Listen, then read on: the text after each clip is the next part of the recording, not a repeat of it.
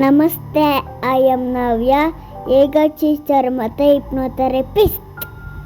ಸುಪ್ತ ಮನಸ್ಸಿನ ಧ್ಯಾನ ಟೆಕ್ನಿಕ್ಗಳ ಜೊತೆಯಲ್ಲಿ ನಕಾರಾತ್ಮಕ ವ್ಯಕ್ತಿಗಳನ್ನು ಮತ್ತು ಸಂದರ್ಭಗಳನ್ನು ನಿಭಾಯಿಸುವ ಸಲುವಾಗಿ ಈ ಧ್ಯಾನಕ್ಕಾಗಿ ಪೂರ್ವ ಸಿದ್ಧತೆ. ನೇರವಾಗಿ ಕುಳಿತುಕೊಂಡು ಧ್ಯಾನವನ್ನು ಅಭ್ಯಾಸ ಮಾಡುವ ಅಗತ್ಯವೇನಿರಲ್ಲ. ಮಲಗಿ ಕೂಡ ಅಭ್ಯಾಸವನ್ನು ಮಾಡಬಹುದು. ಶವಾಸನದಲ್ಲಿ ನೆಲದ ಮೇಲೆ ಮ್ಯಾಟನ್ನು ಹಾಕ್ಕೊಂಡು ಅಭ್ಯಾಸವನ್ನು ಮಾಡಿ, ಇಲ್ಲ ಕುಳಿತುಕೊಂಡು ಅಭ್ಯಾಸ ಮಾಡ್ತೀನಿ ಅಂತ ಹೇಳಿದ್ರೆ 2 ಚೇರುಗಳನ್ನು ತೆಗೆದುಕೊಂಡು ಗೋಡೆಯ ಪಕ್ಕದಲ್ಲಿ ಚೇರನ್ನು ಇಟ್ಟು ಅದರ ಮೇಲೆ ಕುಳಿತುಕೊಳ್ಳಿ. ಇನ್ನೊಂದು ಚೇರನ್ನು ನಿಮ್ಮ ಎದುರುಗಡೆ ಇಟ್ಟು 2 ಕಾಲುಗಳನ್ನು ನೀಳವಾಗಿ ಚಾಚಿ ನಿಮ್ಮ ಶರೀರ ಪೂರ್ತಿ ಆರಾಮದಾಯಕ ಸ್ಥಿತಿಯಲ್ಲಿ ಬರುವ ರೀತಿಯಲ್ಲಿ ನಿಮ್ಮನ್ನು ನೀವು ಅಡ್ಜಸ್ಟ್ ಮಾಡಿಕೊಳ್ಳಿ. ಸೊ ಈ ರೀತಿಯಾಗಿ ನೀವು ಆರಾಮದಾಯಕ ಸ್ಥಿತಿಯಲ್ಲಿ ಕುಳಿತುಕೊಳ್ಳೋದ್ರಿಂದಾಗಿ ನಿಮ್ಮ ಮನಸ್ಸು ಮಂಪರಿನ ಸ್ಥಿತಿಯನ್ನು ತಲುಪುತ್ತೆ. ಆಲೋಚನೆಯಿಂದ ಹೊರಗಡೆ ಬಂದು ಸುಪ್ತ ಮನಸ್ಸಿನ ಸ್ಥಿತಿಯನ್ನು ತಲುಪಲು ಸುಲಭ ಸಾಧ್ಯವಾಗುತ್ತೆ. ಯಾವಾಗಲೂ ಕೂಡ ಊಟ ತಿಂದ ತಕ್ಷಣ ಈ ಧ್ಯಾನವನ್ನು ಅಭ್ಯಾಸ ಮಾಡಬೇಡಿ. ನಿದ್ರಾವಸ್ಥೆಯನ್ನು ಜಾರ್ತೀರಾ.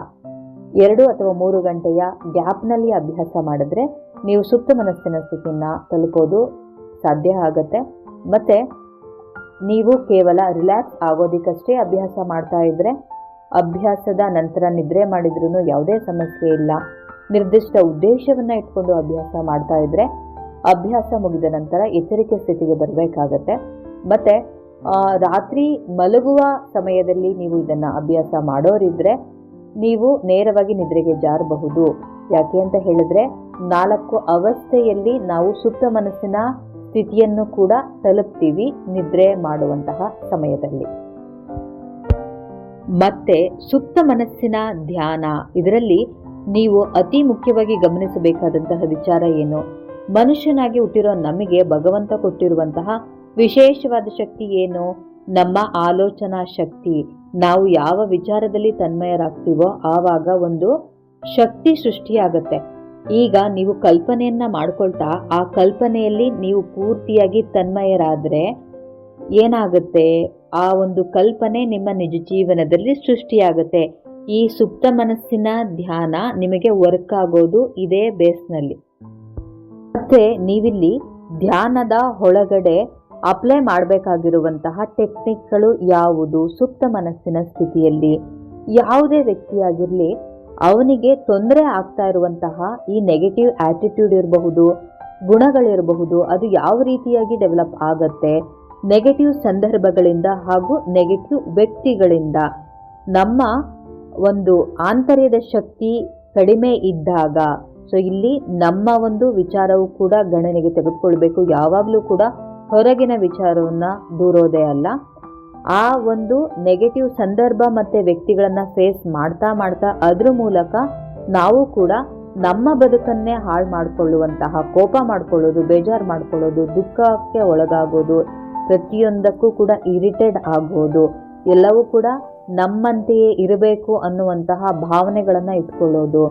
ನಿಮಗೆ ಗೊತ್ತಾ, ಕೋಪ ಅಂತ ಹೇಳಿದ್ರೆ ಬೇರೆಯ ವ್ಯಕ್ತಿಯ ತಪ್ಪಿಗೆ ನಮಗೆ ನಾವು ಶಿಕ್ಷೆ ಕೊಟ್ಕೊಳ್ಳೋದು. ಎಲ್ಲ ರೀತಿಯ ನೆಗೆಟಿವ್ ಫೀಲಿಂಗ್ಸ್ಗಳು ಕೂಡ ನಮಗೆ ತೊಂದರೆಯನ್ನು ಸೃಷ್ಟಿ ಮಾಡುತ್ತೆ.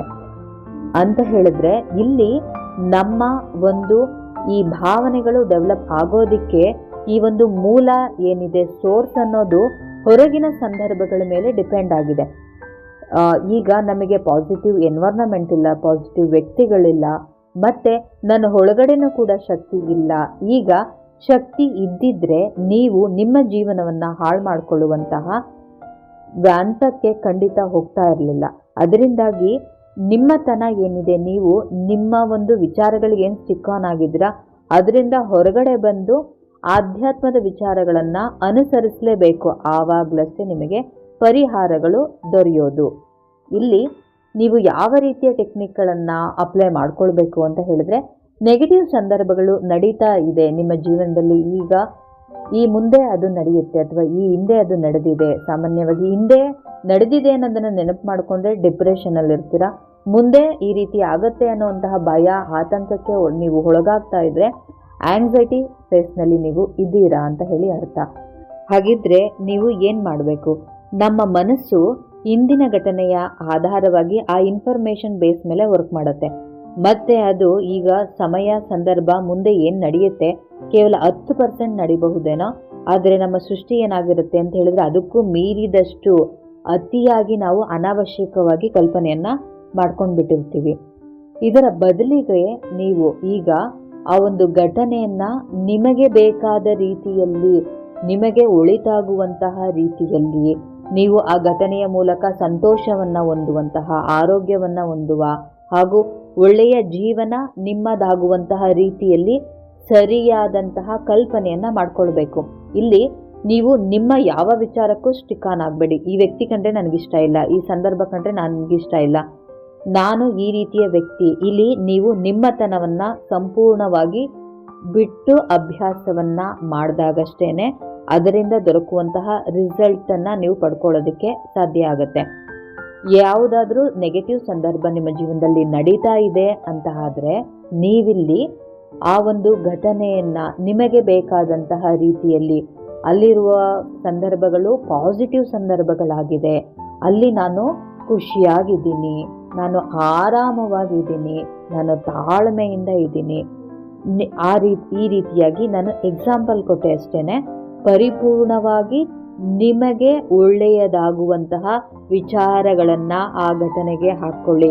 ನಿಮಗೆ ಒಳ್ಳೆಯದಾಗುವಂತಹ ಕಲ್ಪನೆಯನ್ನ ನೀವು ಮಾಡ್ಕೊಳ್ಳಿ. ಆ ಒಂದು ಸಂದರ್ಭ ಏನಿದೆ ಅದು ಸಂಪೂರ್ಣವಾಗಿ ನಿಮ್ಮ ಬದುಕಿಗೆ ಪೂರಕವಾಗಿರಬೇಕು. ಆ ರೀತಿಯಾಗಿ ನೀವು ಸೃಷ್ಟಿಯನ್ನ ಮಾಡ್ಕೊಳ್ಬೇಕು.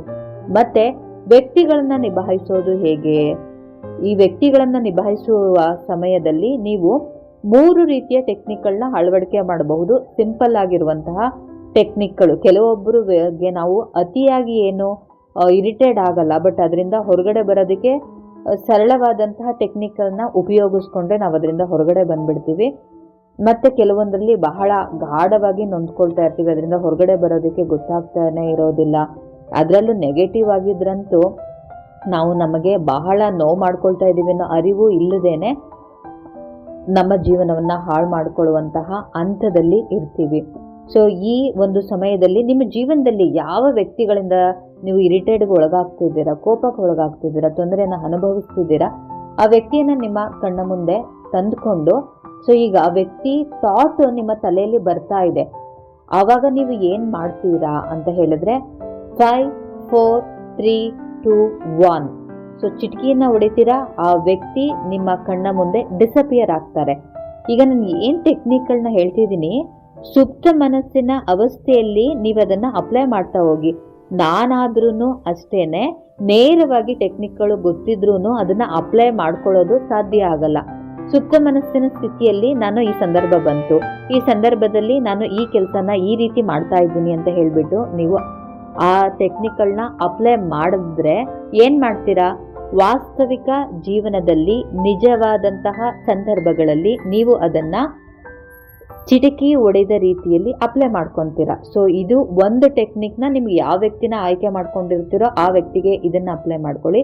ನೆಕ್ಸ್ಟ್ 2ನೇ ಟೆಕ್ನಿಕ್ ಏನು ಅಂತ ಹೇಳಿದ್ರೆ, ನಿಮಗೆ ಆ ವ್ಯಕ್ತಿಯ ಬಗ್ಗೆ ನೆನಪು ಮಾಡಿಕೊಂಡು ನಿಮಗೆ ನೀವು ತೊಂದರೆಯನ್ನ ಮಾಡ್ಕೊಳ್ಳೋ ಬದಲಿಗೆ ಇದನ್ನ ಇವನ್ ಸಂದರ್ಭಗಳನ್ನ ಫೇಸ್ ಮಾಡುವಂತಹ ವಿಚಾರದಲ್ಲೂ ಕೂಡ ಅಪ್ಲೈ ಮಾಡ್ಕೊಳ್ಬಹುದು. ಸೇಮ್ ಟೆಕ್ನಿಕ್ ಅನ್ನ ನೀವು ಅದನ್ನ ನೆನೆಸ್ಕೊಂಡು ಕೂತ್ಕೊಳ್ಳೋ ಬದಲಿಗೆ, ಆ ವ್ಯಕ್ತಿಯ ನೆನಪಿನಲ್ಲಿ ನಿಮ್ಮ ಜೀವನವನ್ನ ತೊಡಗಿಸ್ಕೊಳ್ಳೋ ಬದಲಿಗೆ ನಿಮ್ಮ ಮನಸ್ಥಿತಿಯನ್ನ ಸುಧಾರಿಸುವಂತಹ, ನಿಮ್ಮ ಶರೀರದ ಸ್ಥಿತಿಯನ್ನ ಸುಧಾರಿಸುವಂತಹ ಕೆಲಸಗಳನ್ನ ಮಾಡ್ತಾ ಇದ್ದೀರಾ. ಯಾವುದು ನಿಮಗೆ ಆನಂದವನ್ನ ಕೊಡ್ತಾ ಇದೆ, ಯಾವುದು ನಿಮಗೆ ಆರೋಗ್ಯವನ್ನ ಕೊಡ್ತಾ ಇದೆ, ನಿಮ್ಮ ಜೀವನದಲ್ಲಿ ನೀವು ಏನನ್ನ ಪಡ್ಕೊಳ್ಬೇಕು, ಯಾವ ವಿಚಾರದಲ್ಲಿ ಸಕ್ಸಸ್ ಆಗಬೇಕು ಅನ್ಕೊಂಡಿದ್ದೀರೋ ಅದರಲ್ಲಿ ನಿಮ್ಮನ್ನ ನೀವು ತೊಡಗಿಸ್ಕೊಳ್ಳೋದಕ್ಕೆ ಅಗತ್ಯ ಇರುವಂತಹ ಕೆಲಸದಲ್ಲಿ ನಿಮ್ಮನ್ನ ನೀವು ತೊಡಗಿಸ್ಕೊಳ್ಳೋ ರೀತಿನಲ್ಲಿ ಕಲ್ಪನೆಯನ್ನ ಮಾಡ್ಕೊಳ್ಳಿ.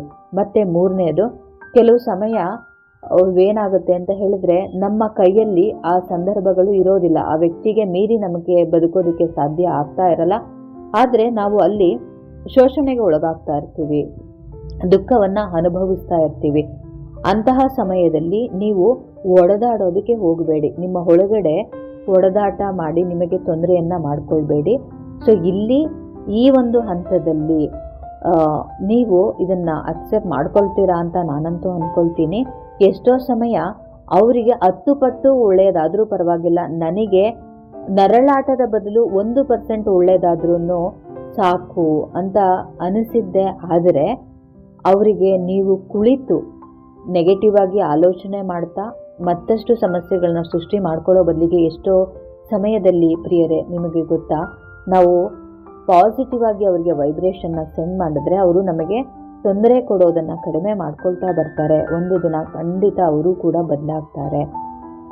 ಈ ಕ್ಷಣ ನಿಮಗೆ ಆ ಒಂದು ಸಂದರ್ಭ ಏನಿದೆ, ಆ ವ್ಯಕ್ತಿಗಳನ್ನ ಫೇಸ್ ಮಾಡುವಷ್ಟು ತಾಕತ್ ಇಲ್ಲ ಅಂತ ಹೇಳಿ ಅನಿಸಿದ್ದೇ ಆದರೆ ಕುಳಿತುಕೊಂಡು ಅವರಿಗೆ ಪಾಸಿಟಿವ್ ಎನರ್ಜಿನ ವೈಬ್ರೇಷನನ್ನು ಸೆಂಡ್ ಮಾಡಿ. ಈ ಮೂಲಕ ನೀವು ನಿಮಗೆ ತೊಂದರೆಯನ್ನು ಕೊಟ್ಕೊಳ್ಳೋದಿಲ್ಲ.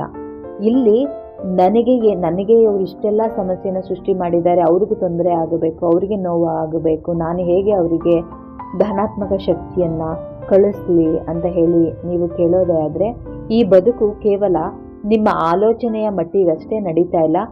ನನಗೆ, ನಿಮಗೂ, ಅವರಿಗೂ ಮೀರಿ ಆ ಭಗವಂತ ಅನ್ನೋನಿದ್ದಾನೆ. ಅವನು ನಮ್ಮ ಬದುಕಿಗೆ ಕೊಟ್ಟಿರುವಂತಹ ವಿಚಾರಧಾರೆಗಳಿದು. ನಿಮಗೆ ಆ ಭಗವಂತನ ಮೇಲೆ ನಂಬಿಕೆ ಅನ್ನೋದು ಇದ್ದರೆ, ಮತ್ತೆ ಎಲ್ಲದಕ್ಕಿಂತ ಹೆಚ್ಚಾಗಿ ನನ್ನ ಬದುಕನ್ನು ನಾನು ಕಾಪಾಡಿಕೊಳ್ಬೇಕು ಅನ್ನುವಂತಹ ಆಸೆ ಕೂಡ ನಿಮಗೆ ಇದ್ದರೆ ಈ ಒಂದು ಟೆಕ್ನಿಕನ್ನು ನೀವು ಅಪ್ಲೈ ಮಾಡಬೇಕು.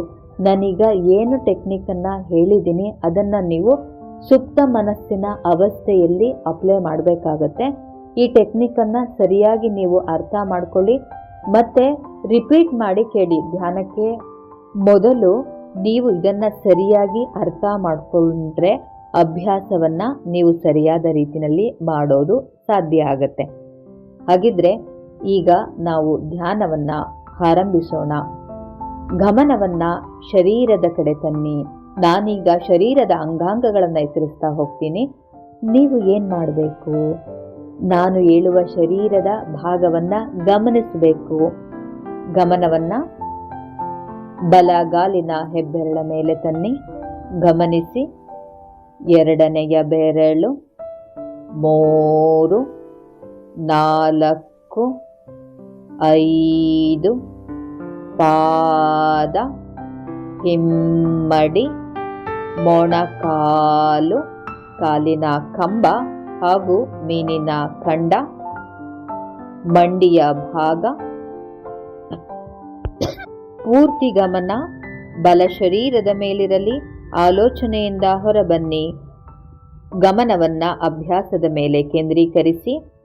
ತೊಡೆಯ ಬಲಭಾಗ, ಸೊಂಟದ ಭಾಗ ಪುಷ್ಟವನ್ನ ಒಳಗೊಂಡಂತೆ, ಹೊಟ್ಟೆಯ ಬಲಭಾಗ, ಎದೆಯ ಬಲಭಾಗ, ಬಲಭಾಗದ ಪೂರ್ತಿ ಬೆನ್ನಿನ ಭಾಗವನ್ನ ಗಮನಿಸಿ.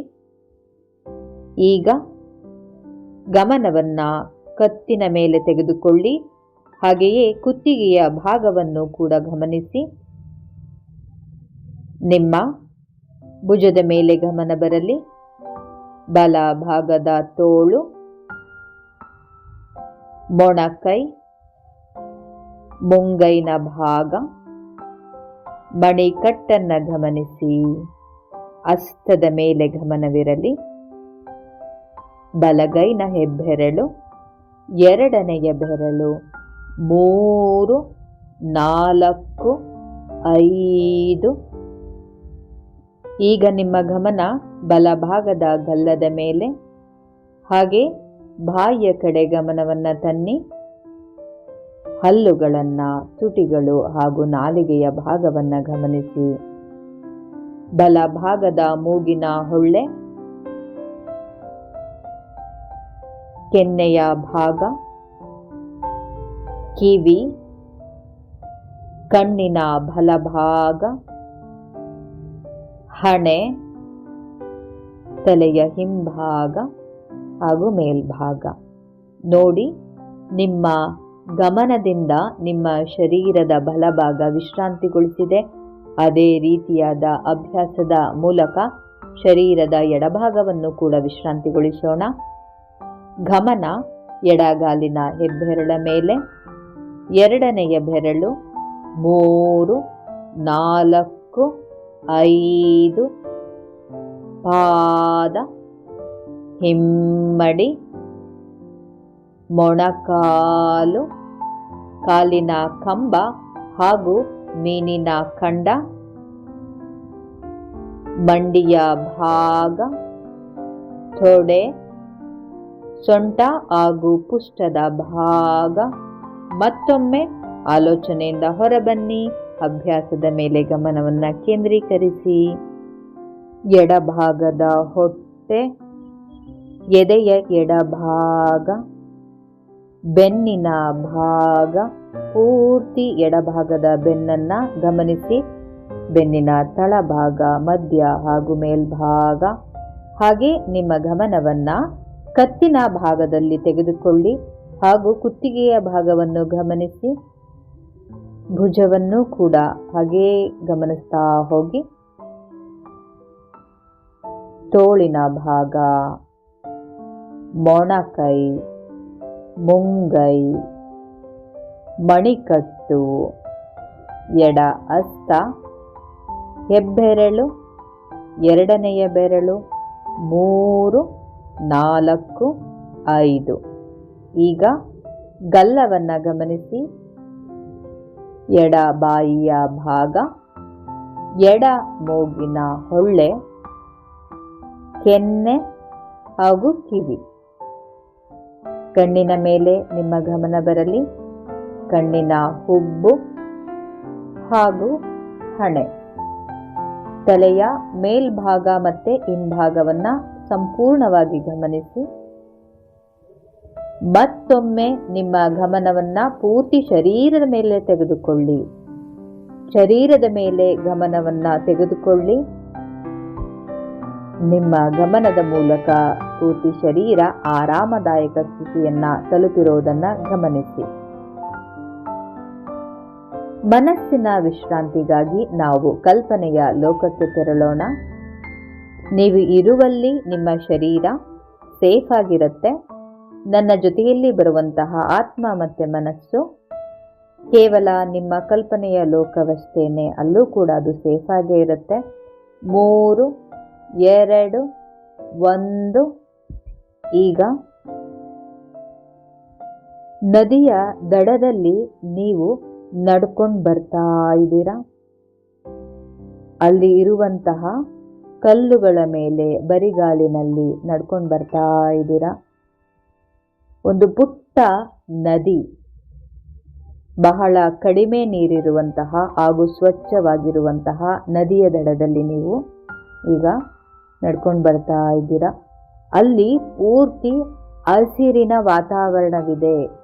ನಿಮ್ಮ ಬಲಗಡೆ, ಎಡಗಡೆ, ನಿಮ್ಮ ಮುಂದೆ ಸಂಪೂರ್ಣವಾಗಿ ಅಲ್ಲಿ ಎಲ್ಲವೂ ಕೂಡ ಹಸಿರುಮಯ, ಸುಂದರವಾದಂತಹ ವಾತಾವರಣ. ಪ್ರಕೃತಿಯ ಮಡಿಲಲ್ಲಿ ನೀವಿದ್ದೀರಾ.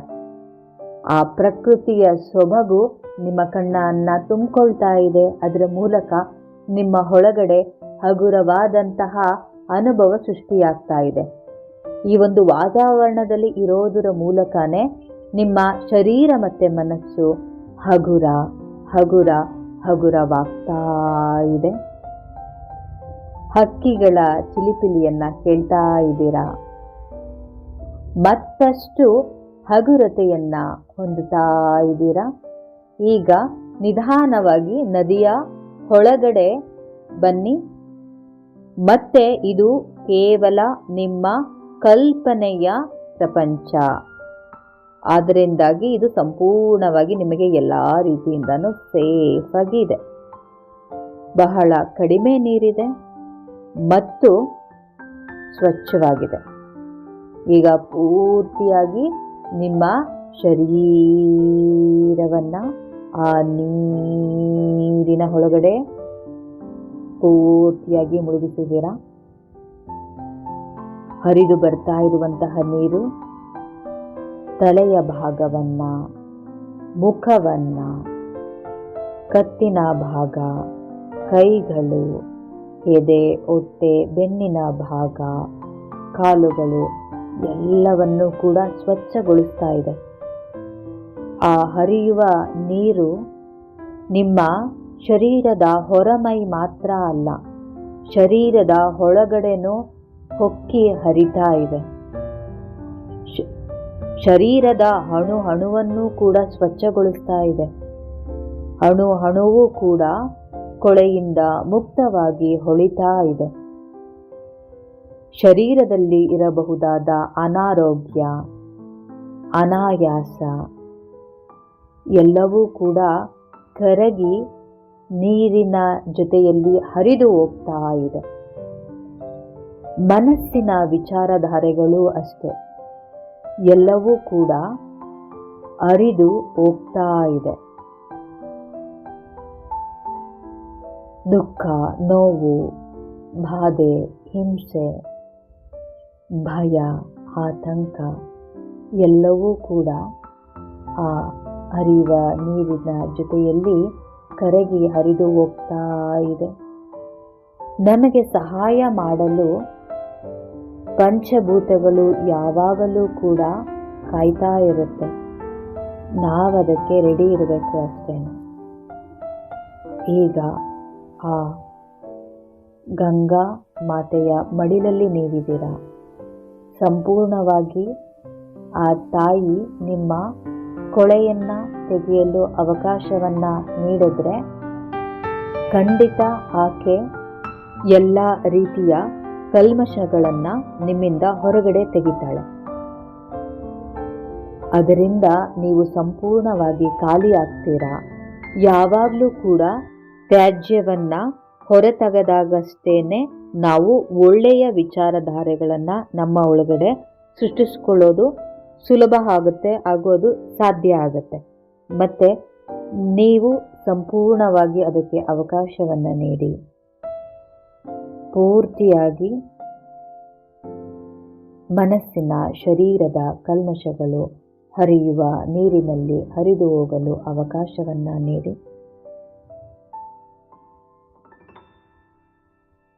ಈಗ ಆ ನದಿಯ ಕೆಳಗಡೆ ಒಂದು ಸುಂದರವಾದ ಲೋಕ ಇದೆ, ಒಂದು ಅದ್ಭುತವಾದ ಪ್ರಪಂಚ ಇದೆ.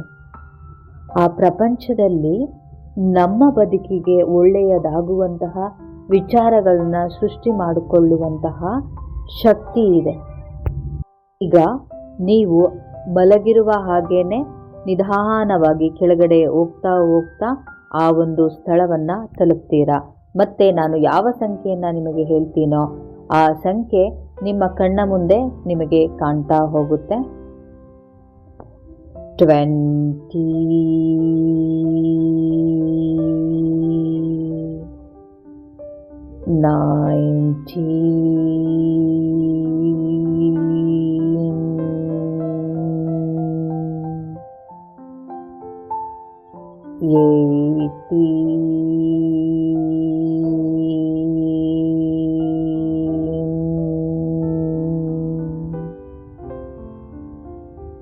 70,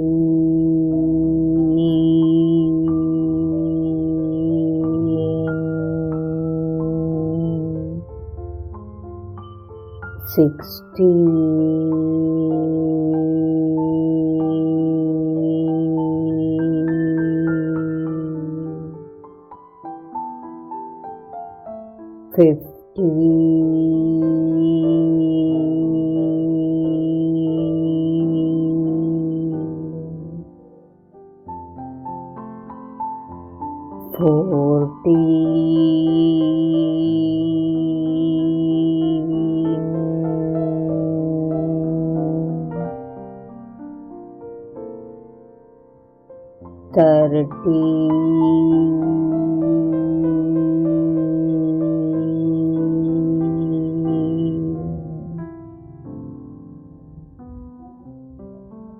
ನೀವು ನಿಧಾನವಾಗಿ ಆರಾಮದಾಯಕ ಸ್ಥಿತಿಯನ್ನು ತಲುಪುವುದರ ಜೊತೆಯಲ್ಲಿ ಸುಪ್ತ ಮನಸ್ಸಿನ ಸ್ಥಿತಿಯನ್ನು ಕೂಡ ತಲುಪ್ತಾ ಇದ್ದೀರಾ. ಹೊರಗಿನ ಶಬ್ದಗಳು ಮತ್ತು ನಿಮ್ಮ ಆಲೋಚನೆಗಳು ನೀವು ಸುಪ್ತ ಮನಸ್ಸಿನ ಸ್ಥಿತಿಯನ್ನು ತಲುಪಲು ಸಹಾಯ ಮಾಡ್ತಾ ಇದೆ. ನನ್ನ ಸೂಚನೆಗಳಷ್ಟೇ ನಿಮಗೆ ಮುಖ್ಯವಾಗಿದೆ. 11,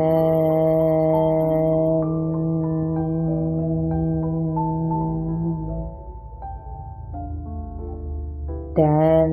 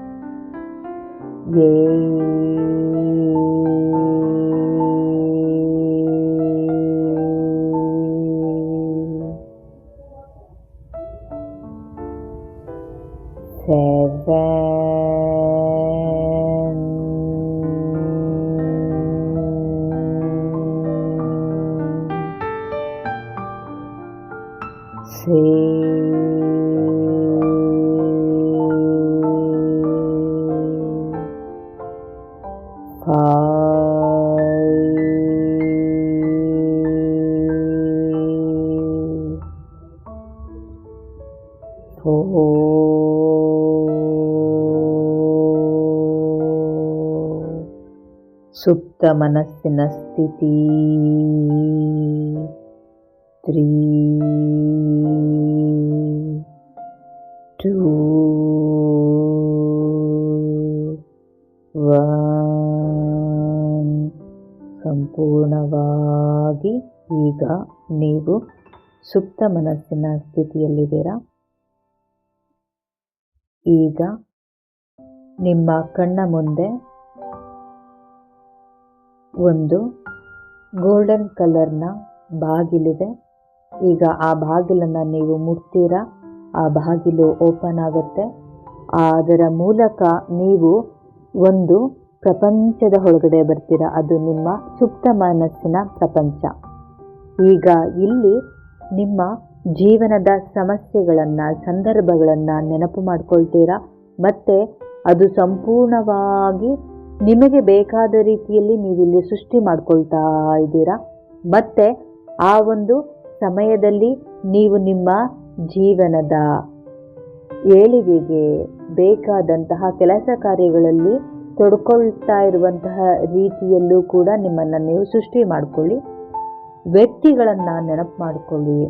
ಯಾವುದಾದ್ರೂ ವ್ಯಕ್ತಿಗಳ ವರ್ತನೆಯಿಂದ ನೀವು ಇರಿಟೇಟ್ ಆಗ್ತಾ ಇದ್ರೆ, ಬೇಜಾರಾಗ್ತಾ ಇದ್ರೆ 5 4 3 2 1 ಅಂತ ಹೇಳಿ ಮತ್ತೆ ಬೇರೆ ವ್ಯಕ್ತಿಗಳನ್ನು ನೆನಪು ಮಾಡಿಕೊಂಡು ಸಮಯ ಹಾಳು ಮಾಡ್ಕೊಳ್ಳೋ ಬದಲಿಗೆ ನಿಮ್ಮ ಆರೋಗ್ಯವನ್ನು ಕಾಪಾಡಿಕೊಳ್ಳೋ, ನಿಮ್ಮ ಬದುಕನ್ನು ಕಾಪಾಡಿಕೊಳ್ಳೋ, ನಿಮ್ಮ ನೆಮ್ಮದಿಯನ್ನು ಕಾಪಾಡಿಕೊಳ್ಳುವಂತಹ ಕೆಲಸಗಳನ್ನು ನೀವು ಮಾಡ್ತಾ ಇದ್ದೀರಾ ಅನ್ನುವಂತಹ ಕಲ್ಪನೆ ಜೊತೆಯಲ್ಲಿ ನಿಮಗೆ ಟಾಲರೇಟ್ ಮಾಡೋದಕ್ಕೆ ಆಗ್ತಾ ಇಲ್ಲ, ನಿಮ್ಮಿಂದ ಫೇಸ್ ಮಾಡೋಕ್ಕೆ ಆಗ್ತಾ ಇಲ್ಲ ಅನ್ನುವಂತಹ ವ್ಯಕ್ತಿಗಳಿಗೆ ನೀವು ಕುಳಿತುಕೊಂಡು ಸಮಾಧಾನವಾಗಿ ಧನಾತ್ಮಕ ಶಕ್ತಿಯನ್ನು, ಪಾಸಿಟಿವ್ ಶಕ್ತಿಯನ್ನು ನಿಮ್ಮ ಹೃದಯಾಳದಿಂದ ಅವರ ಹೃದಯಾಳಕ್ಕೆ ಹರಿಸ್ತಾ ಇದ್ದೀರಾ.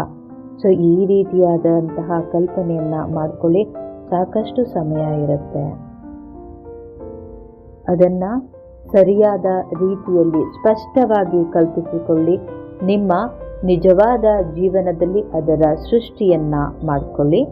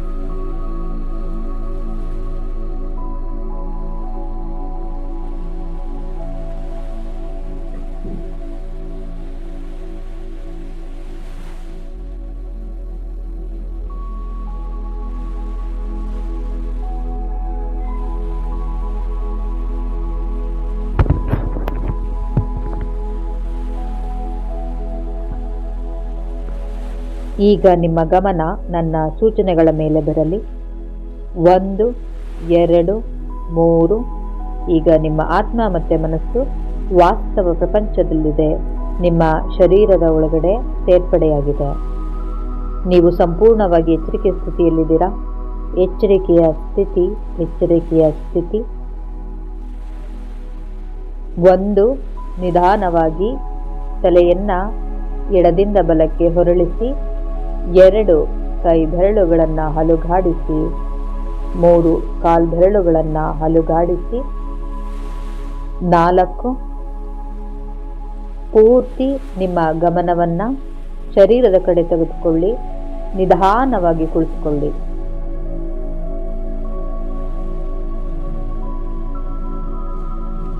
ಈಗ ನಿಮ್ಮ ಶರೀರವನ್ನು ನೋಡಿ, ಆರಾಮದಾಯಕವಾಗಿದೆ, ಆರೋಗ್ಯವಾಗಿದೆ. ಮನಸ್ಸನ್ನು ಗಮನಿಸಿ, ವಿಶ್ರಾಂತಿಗೊಂಡಿದೆ, ತಾಳ್ಮೆ, ಸಹನೆ ಹಾಗೂ ಸಂತೋಷವಾಗಿದೆ. ನಿಮ್ಮ ಜೀವನವು ನಿಮಗೆ ಬೇಕಾದ ರೀತಿಯಲ್ಲೇ ಇದೆ. ನಿಮ್ಮ ಬದುಕಲ್ಲಿ ಒಳ್ಳೆಯ ವಿಚಾರಗಳನ್ನು ಸೃಷ್ಟಿಸಿಕೊಳ್ಳುವಂತಹ ಸಾಮರ್ಥ್ಯ ನಿಮಗಿದೆ. ಆ ಭಗವಂತನ ಆಶೀರ್ವಾದವೂ ಕೂಡ ನಿಮ್ಮ ಜೊತೆಯಲ್ಲಿ ಇದೆ. ಮತ್ತು ಯಾವುದೇ ಅಭ್ಯಾಸಗಳು ನಮಗೆ ಫಲಿತಾಂಶವನ್ನು ನೀಡಬೇಕು ಅಂತ ಆದರೆ ನಾವು ನಿರ್ದಿಷ್ಟ ಸಮಯದವರೆಗೆ ಅಭ್ಯಾಸಗಳನ್ನು ಮಾಡಬೇಕು. ಪ್ರತಿನಿತ್ಯವೂ ಕೂಡ ಅಭ್ಯಾಸವನ್ನು ಮಾಡಲೇಬೇಕಾಗತ್ತೆ. 2 ಕೈಗಳನ್ನು ಬಿಸಿಯಾಗುವ ರೀತಿಯಲ್ಲಿ ಉಜ್ಜಿ ಆ ಶಾಖವನ್ನು ನಿಮ್ಮ ಕಣ್ಣುಗಳಿಗೆ ನೀಡಿ ಕಣ್ತೆರೆದು ಕೈಯ ಹಸ್ತದ ರೇಖೆಗಳನ್ನು ನಗುಮುಖದೊಂದಿಗೆ ಗಮನಿಸಿ. ನಿಮಗೆ ಒಳ್ಳೆಯದಾಗಿ